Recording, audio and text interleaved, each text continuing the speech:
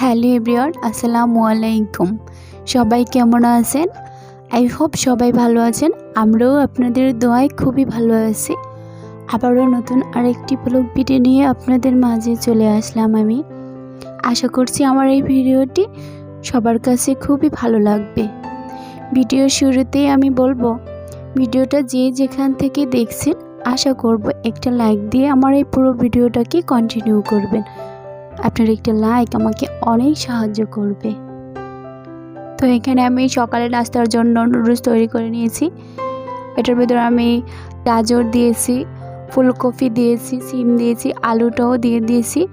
তবে আমি এখানে টমেটোটা দিইনি, কারণ আমার ছেলে টমেটোটা একেবারেই খেতে চায় না, কারণ ওর অ্যালার্জির সমস্যা বলে। তো মা ছেলে নুডলস দিয়েই নাস্তাটা সেরে ফেলেছি সকালের। তারপরে তো চা অবশ্যই থাকে, কারণ শীতের সময় তো চা অনবরত থাকবেই।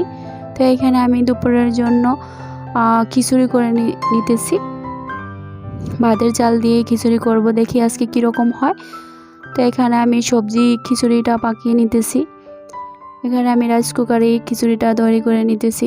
তো আমি পেঁয়াজ, রসুন, তারপরে কাঁচামরিচ কুচো করা দিয়ে দিয়েছি। এবার আমি তেল দিয়ে দিছি। দেখবেন সব সময় কিন্তু পোলাওর চাল দিয়ে খিচুড়ি খেতে একেবারেই ভালো লাগবে না। তো অনেক সময় ট্রাই করি আমি, তাই জন্য ভাতের চাল দিয়ে খিচুড়িটা তৈরি করে নেওয়ার জন্য। যখন সবজি খিচুড়ি হয় তাহলে আমি অনেকটাই ভাতের চাল দিয়ে দেখি, অনেকটা ভালো লাগে, খারাপ লাগে না। আপনারাও ট্রাই করে দেখবেন বাসায়। আপনারা তো অবশ্যই আমার থেকেও অনেক ভালো ভালো রান্না করতে পারেন, আমি তো কোনো রকম মোটামুটি করি। তো তারপরেও নতুন গৃহিণীদের জন্য ভালোই হবে, অতটাও খারাপ হবে না। তো এদিকে আমি খিচুড়ির জন্য রাইস কুকারে এই সবজিটা ঢেলে নিতেছি। তারপরে চাল ডাল একসাথে দিয়ে দিতেছি। তো আমার আপুরা কিন্তু অনেক ভালো ভালো রান্না করে, অনেক সুন্দর হয়, অনেক মজার হয়। তো তারপরও আমারটা ওরকম কিছুই না, তারপর আমি ট্রাই করি। তো অতটাও খারাপ হয় না আল্লাহর রহমতে। আমার আপু, আন্টি, ভাইয়াদের উদ্দেশ্যে কিছু কথা বলতে চাই, কারণ আমি ভিডিওটা অতটা লং করে দেই না। বেশি লং করে দিলে তো অবশ্যই আমার ভিডিওটা দেখবেই না, আর আপনারা তেমন একটা দেখতে চান না। আমার ওয়াচ টাইমও তেমন হয় না, কারণ আমি নতুন ইউজার, সবাই জানেন। আল্লাহর রহমতে ভিউজ হয়, তেমন একটা লাইকও হয় না।